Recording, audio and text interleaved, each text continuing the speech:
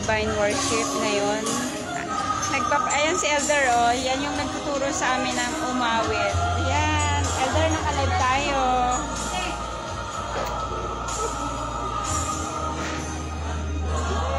Ayan sila, oh. Ayan. Ako, hindi po ako kasama kasi ito lang yung ano ko. Happy Lord's Day po sa lahat. Sa lahat ng mga relatives ko dyan sa San Roque, Bulalakaw, Oriental, Mindoro, yung mga auntie ko dyan, pinsan ko. Manood kayo ng Oras ng Katotohanan sa TV5. Tuwing linggo po ng umaga, 7 AM po. Yan, sa mga pinsan ko dyan. Mas mainam na makinig na lang kayo ng salita ng Diyos kaysa sa makinig kayo ng marites. Yes.